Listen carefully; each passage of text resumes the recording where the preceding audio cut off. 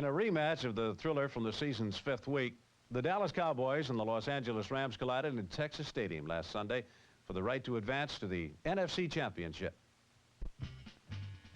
In the first Ram-Cowboy encounter, Los Angeles came away with a 37-31 victory. John Hadel had led the offensive barrage as he completed 12 passes for a spectacular 279 yards. Since coming to the Rams from the Chargers, Hadel, along with wide receiver Harold Jackson, who caught 4 touchdown passes in the earlier Cowboy contest, has provided the big explosive scoring punch for the Rams. The key in the rebuilding of the Rams has been head coach Chuck Knox, who built a 12-2 season for their first conference title since 1969. Tom Landry's decision to stay with Cowboy signal caller Roger Staubach has paid off, as Staubach led the NFC in passing while leading the Cowboys to the playoffs. The key to the game for the Cowboys was the silencing of the throwing arm of John Hadel, and from the onset, the Cowboys executed.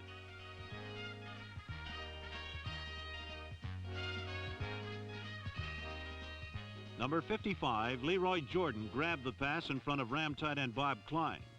Watch in an end zone replay, as Jordan's perfect timing lulled John Hadel into thinking Klein was open.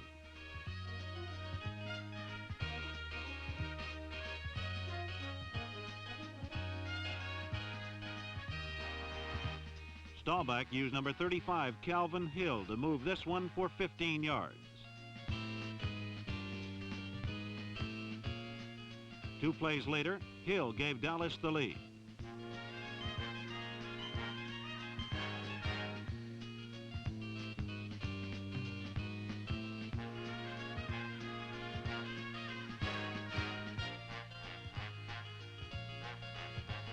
The Cowboy defense responded on the ensuing series, forcing Lawrence McCutcheon to cough up the ball, which number 20, Mel Renfro, recovered.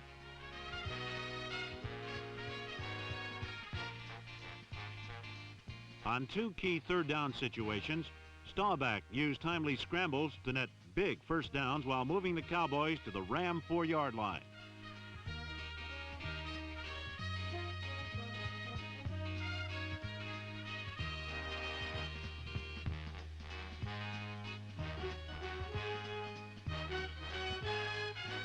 Number 12 then timed a perfect spiral to rookie Drew Pearson and a 14-0 advantage.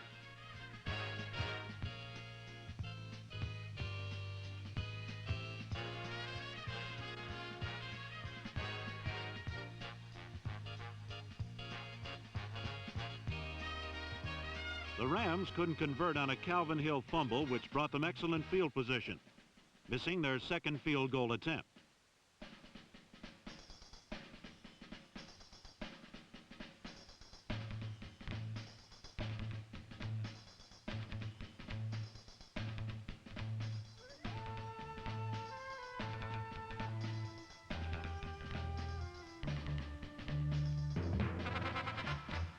Roger Staubach brought the Cowboys out looking to increase their lead, finding Gene Fugit for 38 yards.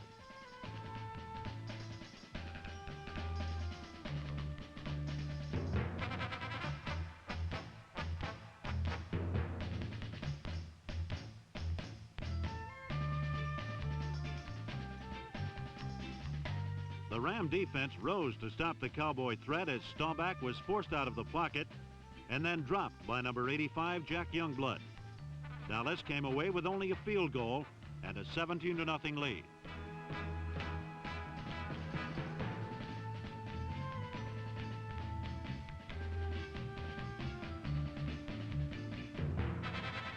Then the thunder finally struck as Hadel unleashed a lightning bolt to Harold Jackson for 40 yards.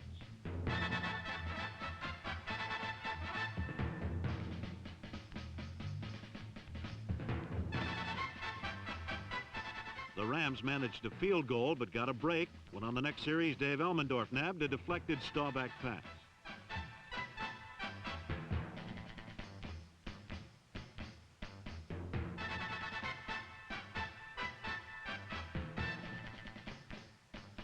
Once again, however, 8 plays could bring the Rams but a David Ray field goal, which sent Los Angeles to the dressing room without a touchdown and trailing 17-6 to the Dallas Cowboys.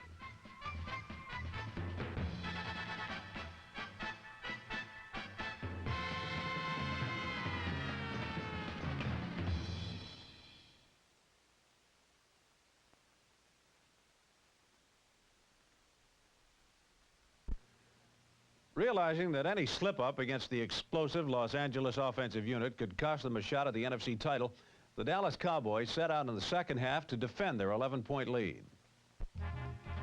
Except for the 2 gift touchdowns, the Ram defense had kept the Cowboy offense in check, and they continued to do so in the second half.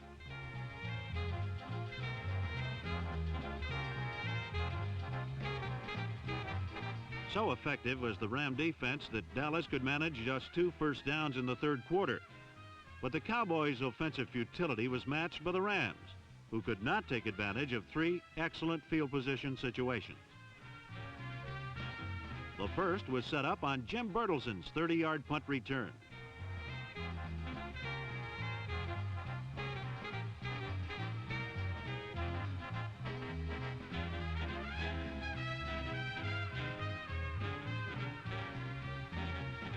Bertelson's return carried to the Ram 49, but the Rams' drive from that point yielded -2 yards.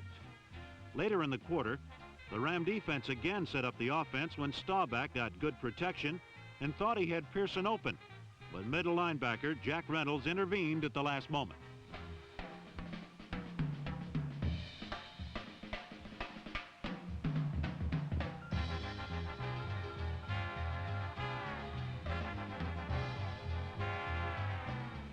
Reynolds' interception started a Ram drive from their own 47, but it ended there too without gaining a yard. The Ram offense finally got started when Hadel found Jack Snow for 50 yards.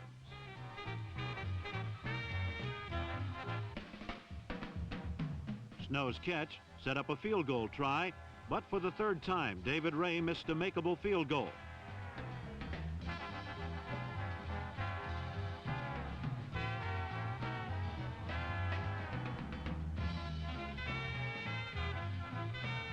Later, Ray did hit one, but Los Angeles trailed early in the 4th quarter, 17-9. Dallas's lead was built on the 2 early game breaks, but the Cowboys, in the spirit of the season, then returned one of the gifts. Calvin Hill's fumble was recovered by Fred Dreyer. Hill suffered a dislocated elbow on the play, and Los Angeles had possession inside the Dallas 20.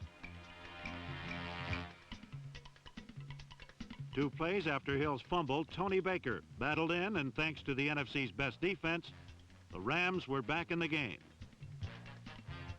It was truly the Los Angeles defense that had kept them in the game. They couldn't be faulted on the Cowboys' 2 touchdowns and had themselves set up the Rams' only scores. Los Angeles had gallantly battled from a 17-0 deficit and trailed now 17-16.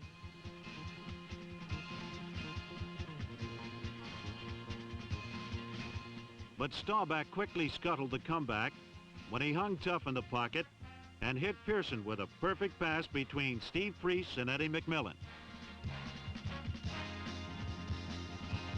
Staubach to Pearson was good for 83 yards, and as suddenly as the Rams had come back, just as suddenly were they knocked back out of the game.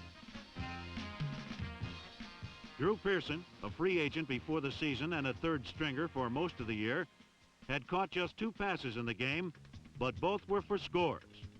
Pearson's father had named his son after the famous columnist, and now in the biggest game of his career, Drew Pearson had written headlines of his own.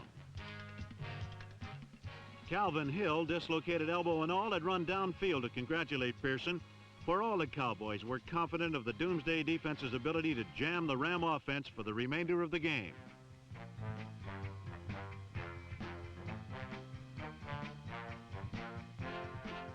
The Rams' last chance ended with a Hadel fumble recovered by Harvey Martin.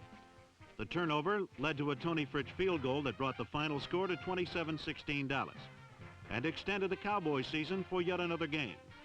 But the Rams' loss could not tarnish the outstanding season that they had just completed. For John Hadel and the Rams, a remarkable season was over. Chuck Knox, in his first season as head coach, had led the Rams to 12 victories, the most wins in one season in their history. 1973 may be the start of a playoff appearance streak for the Rams, but it will be difficult to match that of the Cowboys.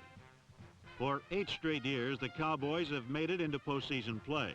The Cowboy season continues, but if it is to go any further, They must beat the Minnesota Vikings, who the Cowboys next play for the National Football Conference Championship.